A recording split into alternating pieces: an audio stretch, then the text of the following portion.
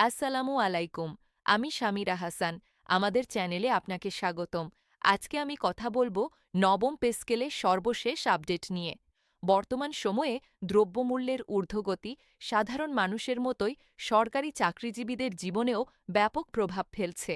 দৈনন্দিন প্রয়োজনীয় পণ্যের দাম বৃদ্ধি পাওয়ায় নির্দিষ্ট বেতনের মধ্যে সংসার পরিচালনা করা ক্রমেই কঠিন হয়ে উঠছে। আমরা জানি সর্বশেষ পে স্কেল ঘোষণা করা হয়েছিল ২০১৫ সালে।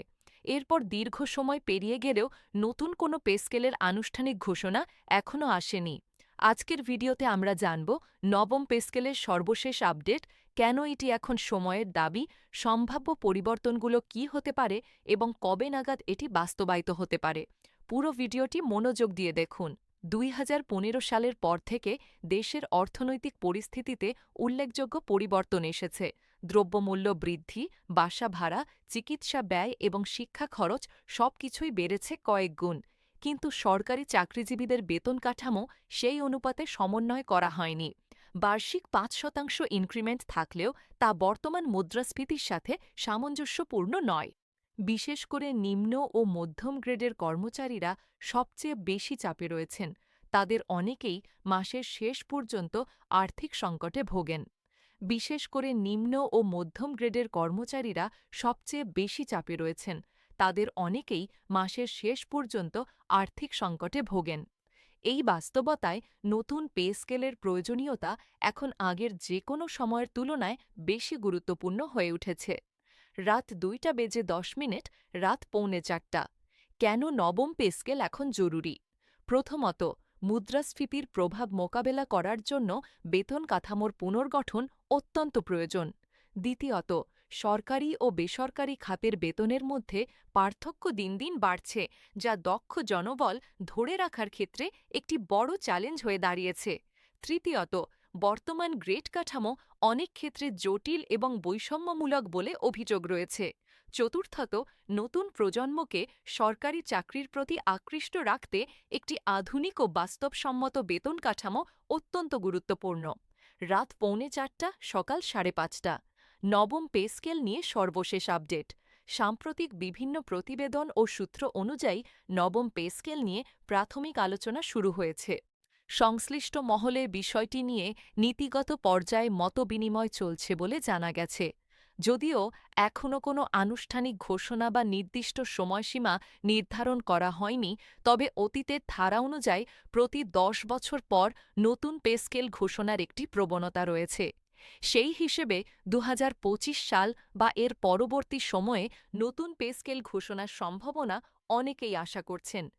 এছাড়া আলোচনায় রয়েছে গ্রেড সংখ্যা কমানো, বেতন বৈষম্য হ্রাস করা এবং কাঠামোকে আরও সহজ ও কার্যকর করা। সকাল ৫:৩০, সকাল ৬টা বেজে ৫০ মিনিট। সম্ভাব্য সুবিধা ও পরিবর্তন। যদি নবম পে স্কেল বাস্তবায়িত হয়, তাহলে কয়েকটি গুরুত্বপূর্ণ পরিবর্তন দেখা যেতে পারে। মূল বেতনে উল্লেখযোগ্য বৃদ্ধি আসতে পারে, যা সরাসরি জীবনযাত্রার মান উন্নয়নে সহায়ক হবে। বাড়ি ভাড়া, চিকিৎসা ভাতা এবং অন্যান্য সুযোগ সুবিধা পুনর্নির্ধারণ করা হতে পারে। নিম্ন গ্রেডের কর্মচারীদের জন্য বিশেষ সুবিধা বা অতিরিক্ত সহায়তা চালু হতে পারে।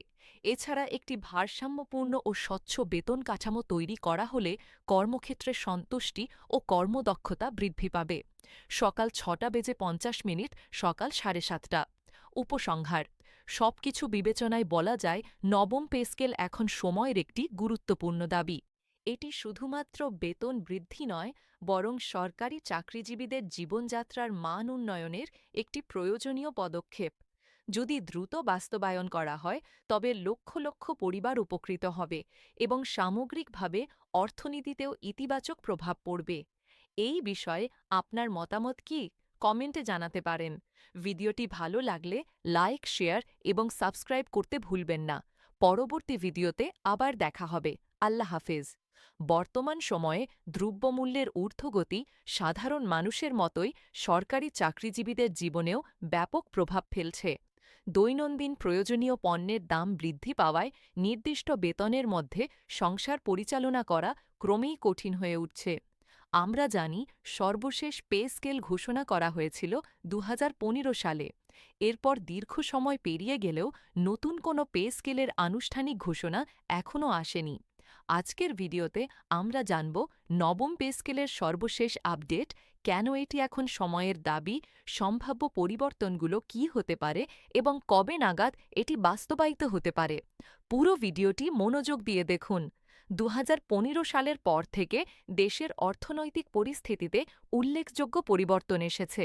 দ্রব্যমূল্য বৃদ্ধি, বাসা ভাড়া, চিকিৎসা ব্যয় এবং শিক্ষা খরচ সবকিছুই বেড়েছে কয়েক গুণ, কিন্তু সরকারি চাকরিজীবীদের বেতন কাঠামো সেই অনুপাতে সমন্বয় করা হয়নি। বার্ষিক ৫% ইনক্রিমেন্ট থাকলেও তা বর্তমান মুদ্রাস্ফীতির সাথে সামঞ্জস্যপূর্ণ নয়। বিশেষ করে নিম্ন ও মধ্যম গ্রেডের কর্মচারীরা সবচেয়ে বেশি চাপে রয়েছেন। তাদের অনেকেই মাসের শেষ পর্যন্ত আর্থিক সংকটে ভোগেন। এই বাস্তবতায় নতুন পে স্কেলের প্রয়োজনীয়তা এখন আগের যে কোনো সময়ের তুলনায় বেশি গুরুত্বপূর্ণ হয়ে উঠেছে। প্রথমত, মুদ্রাস্ফীতির প্রভাব মোকাবেলা করার জন্য বেতন কাঠামোর পুনর্গঠন অত্যন্ত প্রয়োজন। দ্বিতীয়ত, সরকারি ও বেসরকারি খাতের বেতনের মধ্যে পার্থক্য দিন দিন বাড়ছে, যা দক্ষ জনবল ধরে রাখার ক্ষেত্রে একটি বড় চ্যালেঞ্জ হয়ে দাঁড়িয়েছে। তৃতীয়ত, বর্তমান গ্রেড কাঠামো অনেক ক্ষেত্রে জটিল এবং বৈষম্যমূলক বলে অভিযোগ রয়েছে। চতুর্থত, নতুন প্রজন্মকে সরকারি চাকরির প্রতি আকৃষ্ট রাখতে একটি আধুনিক ও বাস্তবসম্মত বেতন কাঠামো অত্যন্ত গুরুত্বপূর্ণ। সাম্প্রতিক বিভিন্ন প্রতিবেদন ও সূত্র অনুযায়ী নবম পে স্কেল নিয়ে প্রাথমিক আলোচনা শুরু হয়েছে। সংশ্লিষ্ট মহলে বিষয়টি নিয়ে নীতিগত পর্যায়ে মতবিনিময় চলছে বলে জানা গেছে। যদিও এখনও কোনো আনুষ্ঠানিক ঘোষণা বা নির্দিষ্ট সময়সীমা নির্ধারণ করা হয়নি, তবে অতীতের ধারা অনুযায়ী প্রতি ১০ বছর পর নতুন পে স্কেল ঘোষণার একটি প্রবণতা রয়েছে। সেই হিসাবে ২০২৫ সাল বা এর পরবর্তী সময় নতুন পে স্কেল ঘোষণার সম্ভাবনা অনেকেই আশা করছেন। এছাড়া আলোচনায় রয়েছে গ্রেড সংখ্যা কমানো, বেতন বৈষম্য হ্রাস করা এবং কাঠামোকে আরও সহজ ও কার্যকর করা। যদি নবম পে স্কেল বাস্তবায়িত হয়, তাহলে কয়েকটি গুরুত্বপূর্ণ পরিবর্তন দেখা যেতে পারে। মূল বেতনে উল্লেখযোগ্য বৃদ্ধি আসতে পারে, যা সরাসরি জীবনযাত্রার মান উন্নয়নে সহায়ক হবে। বাড়ি ভাড়া, চিকিৎসা ভাতা এবং অন্যান্য সুযোগ সুবিধা পুনর্নির্ধারণ করা হতে পারে। নিম্ন গ্রেডের কর্মচারীদের জন্য বিশেষ সুবিধা বা অতিরিক্ত সহায়তা চালু হতে পারে। এছাড়া একটি ভারসাম্যপূর্ণ ও স্বচ্ছ বেতন কাঠামো তৈরি করা হলে কর্মক্ষেত্রে সন্তুষ্টি ও কর্মদক্ষতা বৃদ্ধি পাবে। সবকিছু বিবেচনায় বলা যায়, নবম পে স্কেল এখন সময়ের একটি গুরুত্বপূর্ণ দাবি। এটি শুধুমাত্র বেতন বৃদ্ধি নয়, বরং সরকারি চাকরিজীবীদের জীবনযাত্রার মান উন্নয়নের একটি প্রয়োজনীয় পদক্ষেপ। যদি দ্রুত বাস্তবায়ন করা হয়, তবে লক্ষ লক্ষ পরিবার উপকৃত হবে এবং সামগ্রিকভাবে অর্থনীতিতেও ইতিবাচক প্রভাব পড়বে।